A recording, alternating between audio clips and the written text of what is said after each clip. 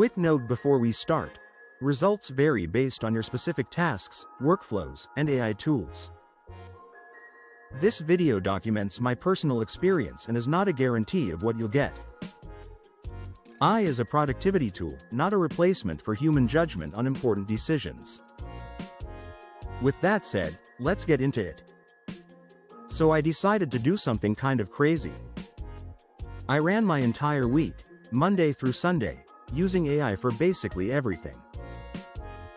Scheduling, writing, research, emails, content creation, even planning my workout routine. The goal was simple. Actually find out what AI is good for, what it completely bombs it, and whether this AI revolution everyone's talking about is real or just hype. Here's what I found. It's neither. AI didn't turn me into a productivity god. But it also didn't waste my time. What actually happened is way more interesting than either extreme. Let me walk you through 7 days of outsourcing my entire workflow to AI, and I'm going to be completely honest about what worked and what didn't. First, here's how I set this up. Monday morning, I decided, every task that could be handled by AI handles. No exceptions. I used Claude for writing and deep thinking, ChatGPT for quick questions, Notion AI for organizing, and Pictory AI for video work. I gave myself one rule. I could override AI, but only if it would genuinely save me more time than fixing the AI output myself. The catch was that I couldn't use AI for anything that required my actual face, my voice on important calls, or decisions that needed my real judgment. So I wasn't letting AI send client emails for me, but I was letting it draft them. Monday and Tuesday, I focused on content. This is where AI genuinely shines. I had a dozen YouTube title ideas that I usually spend an hour workshopping. I threw them at Claude with my performance data, which videos got clicked, which ones flopped, and got back optimized versions in 2 minutes. Honestly, 4 of those titles were better than anything I would have written solo. 3 were clunky. But even the clunky ones gave me a starting point I could edit in 30 seconds instead of starting from scratch. Then I tackled scripting. This is my actual job, so I had high standards. I gave Claude a detailed brief, topic, angle, target audience, tone, the works. The first draft came back in about 5 minutes. Was it perfect?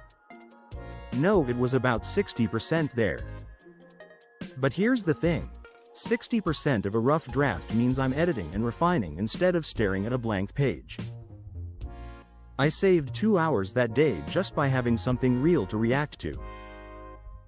I also used Pictory AI to turn a blog post into a 6-minute video with decent visuals and subtitles in about an hour. Would I have created that video manually? Probably not. It would have taken a full day and I would have procrastinated. That's your true ROI.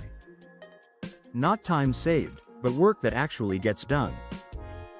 Wednesday and Thursday, I went deep into research. I was working on something that required me to understand market trends, competitor analysis, and audience insights.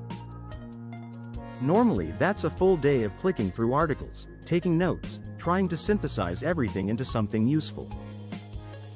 I gave Claude my research questions and some specific sources, and it came back with a structured breakdown in about 45 minutes. Was it complete? Not entirely. Did it eliminate the busywork? Completely. I spent my time thinking about the findings instead of hunting them down. That matters more than people realize. The planning piece was equally useful. I had about 15 different project ideas rattling around. I used AI to help score them, considering effort, timeline, audience fit, potential. Instead of the endless back and forth in my own head, I got a ranked list with reasoning. Did I follow it exactly? No, but it forced me to think systematically instead of going purely on gut feel. One place it clearly failed: predicting what my audience would actually want. I asked Claude to forecast which of my project ideas had the highest audience potential. The answer was overly optimistic and turned out to be wrong. AI is great at pattern matching but genuinely terrible at predicting human behavior in your specific niche. That's still your job. Friday and Saturday I tackled the unglamorous stuff: email, admin, systems. I had about 40 emails to respond to. I used Claude to draft responses for most of them. No time wasted on generic openers, no staring at a blank reply box wondering how to phrase something. Just good, personalized drafts that I reviewed and sent. Probably saved 3 hours total across 2 days. It sounds small, but it adds up every single week. Then the admin nightmare. My bookkeeper had quit and I was staring down 4 months of disorganized records. I dumped everything into a spreadsheet, told Claude to categorize it and flag the gaps. Got a clean structure and a list of what was missing. Did I need AI for this? Technically no, but would I have procrastinated another 2 weeks without it? Absolutely. The weak point was this: AI struggled with ambiguous entries. If I had website stuff, $500, it couldn't figure out if that was software, contractors, or equipment without asking me. That's where the human in the loop still matters. I didn't replace the cognitive load, it just made it more visible and organized. On Sunday I stepped back and measured what actually changed. What AI genuinely crushed: drafting and ideation, 60 to 80% drafts that save real hours. Organizing existing information, categorizing, tagging, finding patterns. Quick answers to specific questions. Repetitive writing templates. Brainstorming. AI is outstanding at generating options quickly. What AI completely botched: making judgment calls.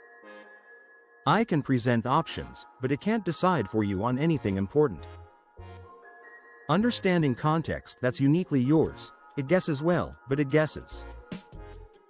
Predicting human reactions in your specific niche.